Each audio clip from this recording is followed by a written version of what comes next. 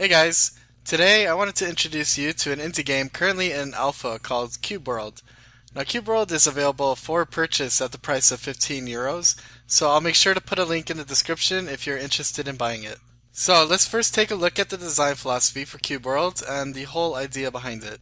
Cube World draws upon a few different games such as Zelda, Diablo, Monster Hunter, Minecraft, and World of Warcraft. Unlike Minecraft, the purpose of Cube World is not about building things, even though the game will eventually involve schematics for buildings, but the purpose is to explore and adventure, killing monsters, obtaining pets, exploring dungeons while progressing through levels and accessing better armor and weapons. So what is it that makes Cube World stand out as such an interesting game? The worlds in Cube World are randomly generated endless maps, which means your adventure will never stop, and no two adventures will ever be the same.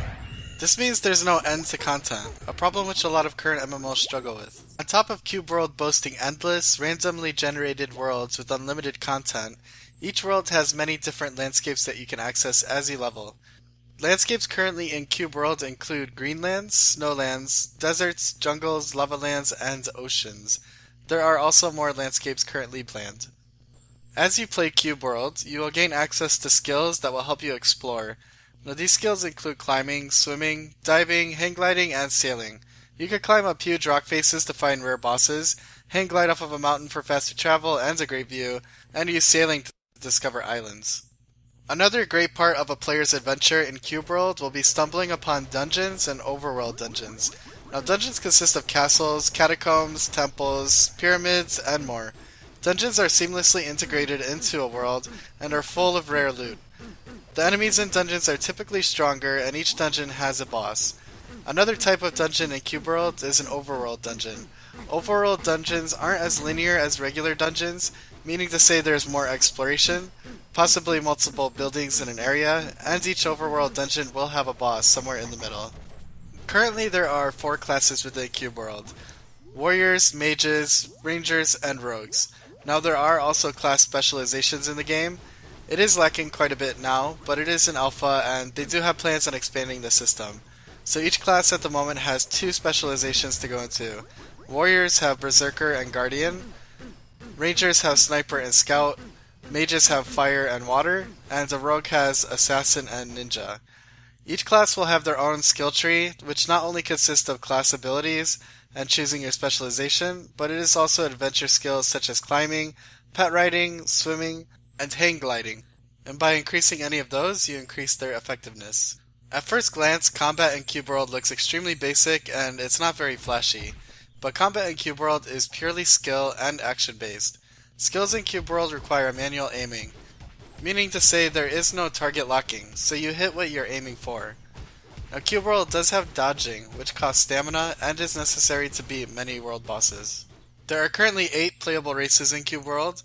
These would include human, elves, dwarves, goblins, lizardmen, orcs, undead, and frogmen.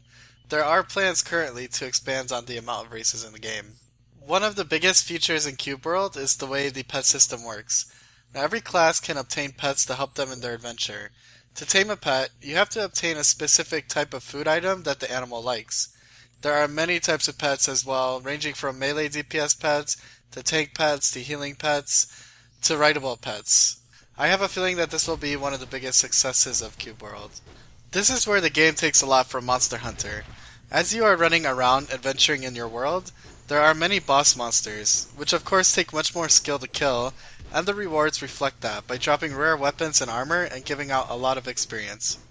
Each class has the ability to craft items for their class, which makes the crafting system easier to understand.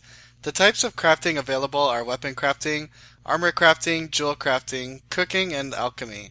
Another cool thing about Cube World is the weapon customization. As you adventure through your world, you will obtain certain cubes, such as iron cubes, wood cubes, and spirit cubes. Now spirit cubes consist of fire, wind, ice, and unholy. Each cube can be placed on a weapon to make the weapon look different, but also give the weapon additional effects. For example, if you were to place unholy cubes on your weapon will deal more damage and give you healing. With this system, you can make your weapon look any way you want, as long as you have the cubes for it. Multiplayer is where the real fun of Cube World lies. Having a group of 4 friends running around a world, exploring together, is a very fun experience. Cube World does offer LAN and online multiplayer. As of now, the amount of players for multiplayer is 2 to 4. The creators do have plans to add in PvP and experiment with an MMO type of server. Thank you everybody for watching this video. I hope I have convinced some of you to give it a try. I've played it quite a few times since I bought it, and I've been having a lot of fun with it. This has been Burden from Addict Gaming. If you enjoyed this video, please subscribe and give us a like and leave a comment below. Thanks guys.